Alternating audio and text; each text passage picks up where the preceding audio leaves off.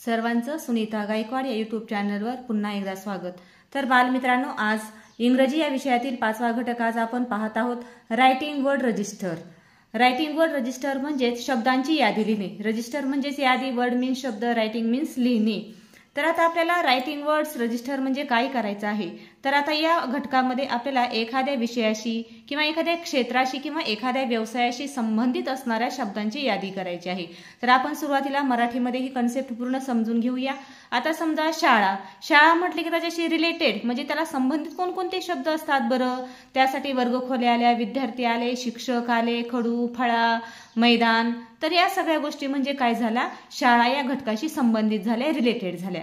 किंवा एखादा व्यवसाय असेल शेती, आता शेती या व्यवसायाशी संबंधित कोणकोणत्या गोष्टी असतील बरं?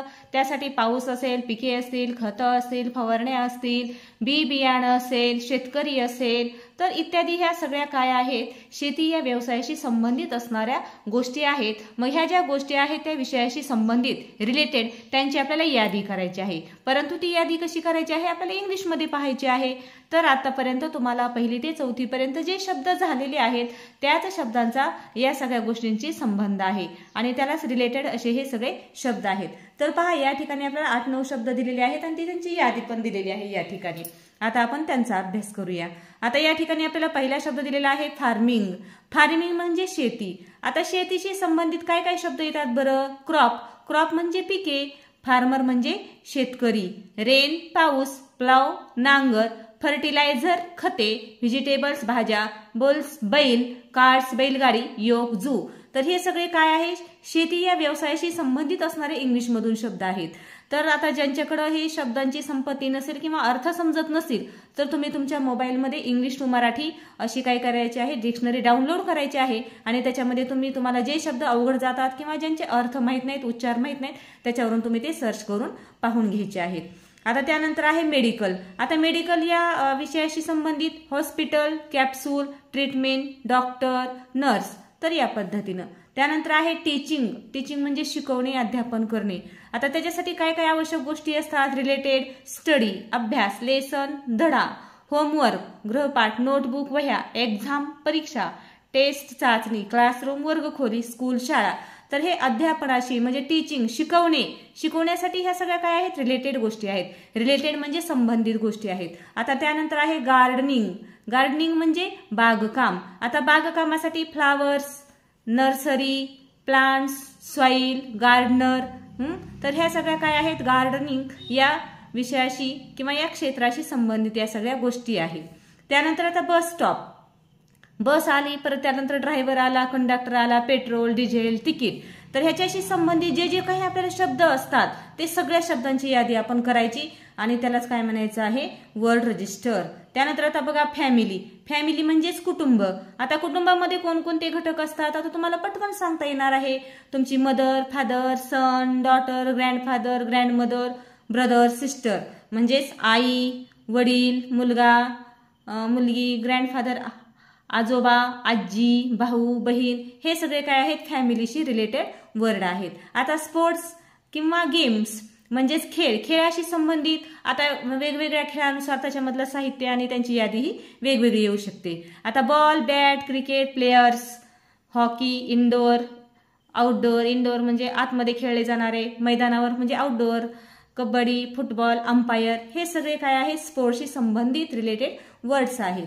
त्यानंतर पेंटिंग, आता पेंटिंग म्हणजेच रंगकाम, ब्रश, कलर्स, पेन्स, आता हे सगळे पुन्हा काय आहेत, कलर नेम आहेत, रेनबो आहे।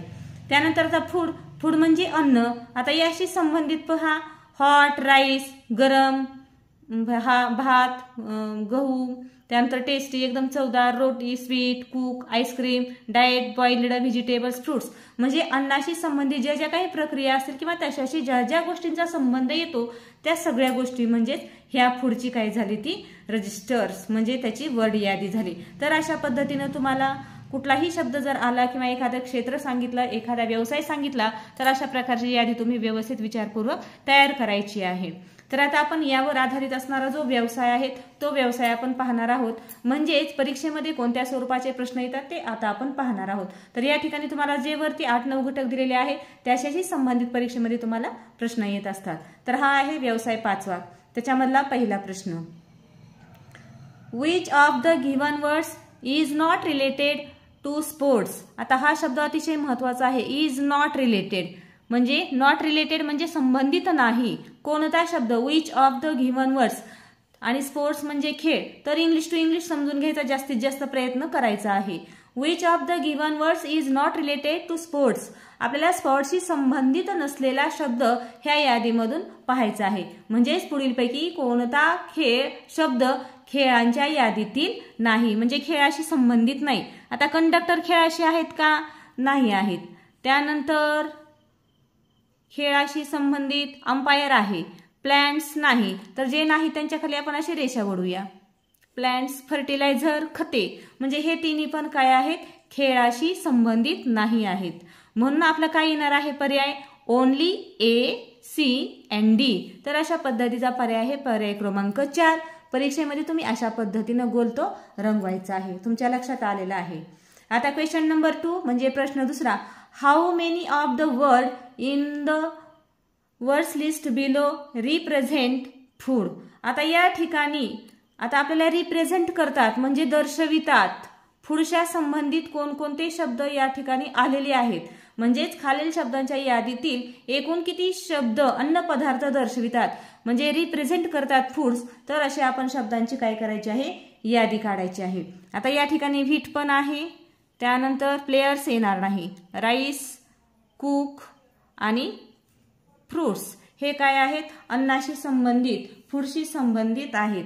मग असे किती शब्द झालेले आहेत? हाऊ मेनी विचारलेले आहे. हाऊ म्हणजे किती? तर 1, 2, 3 आणि 4. आता या ठिकाणी तुम्हाला पर्याय असे स्पेलिंगमध्ये दिलेले आहेत, शब्द दिलेले आहेत. 4 असं कुठं आहे? तर पर्याय क्रमांक 3 उत्तर आलेले आहे पर्याय क्रमांक 3. आता पुढचा क्वेश्चन पहा. Choose the incorrect pair. आता इनकरेक्ट म्हणजे चुकीची जोडी. Pair from the following alternatives. आपल्याला या ठिकाणी अशा ABCD असे 4 दिलेले आहेत ऑप्शन. त्यामधून आपल्याला चुकीची जोडी शोधायची आहे. आता स्कूल आणि डॉक्टर येईल का? नाही येणार. ही पण चुकीची जोडी आहे. फॅमिली फादर हे बरोबर आहे. आता फ्रूट मँगो हे पण बरोबर आहे. Animal crow. आता ॲनिमल हा काय आहे? बर्ड आहे. क्रो त्याच्यामुळं हा चौथा एक येणार आहे. आपण त्याच्या पण खाली काय करायचे आहे? अंडरलाईन करायचे आहे. मग आपलं उत्तर काय येणार आहे? Only A and D. Only A and D पर्याय क्रमांक 2. तर इथं पाहून लगेचच गडबडीने असा पर्याय रंगवायचा नाही तर खाली व्यवस्थित पर्याय पाहायचा आहे आणि जो पर्याय क्रमांक आहे त्यालाच तुम्ही गोल करायचा आहे. आता आपण पुढचा लगेच प्रश्न पाहूया. आता आपण चौथा प्रश्न पाहत आहोत. Instructions for question number 4 to 8 म्हणजे ही सूचना आपल्याला चौथ्या प्रश्नापासून ते 8व्या प्रश्नापर्यंत फॉलो करायची आहे. Find the word register of the following words from the alternative.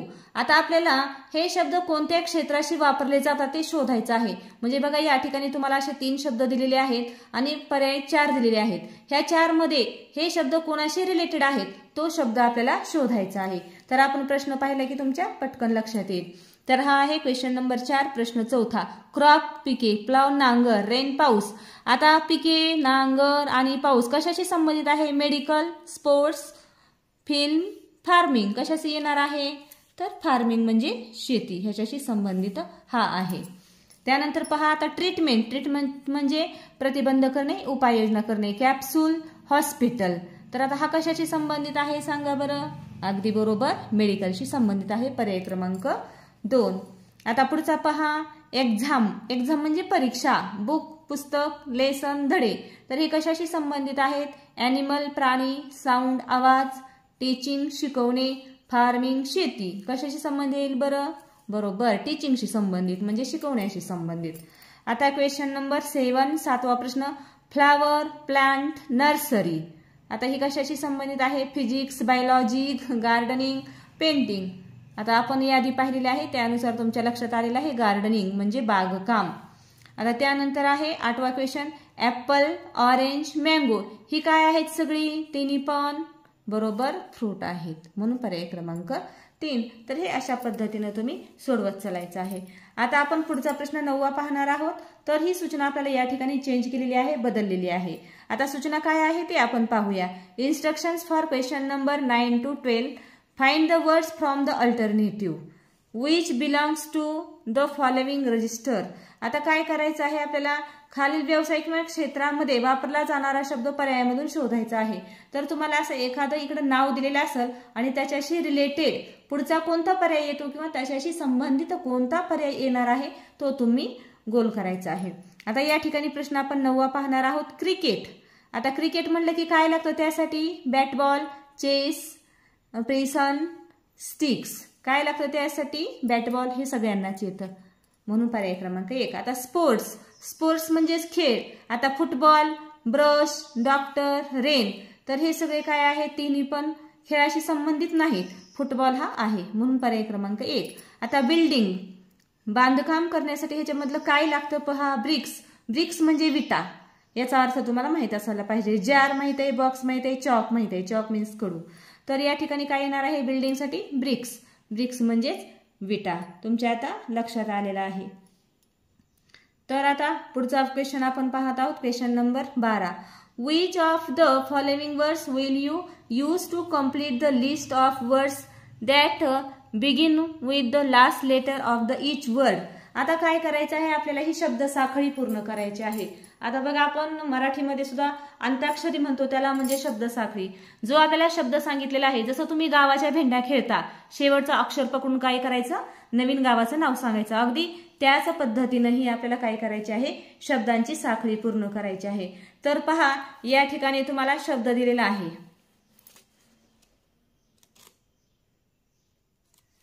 तर या ठिकाणी लॅम्प हा पहिला शब्द आहे, LAMP.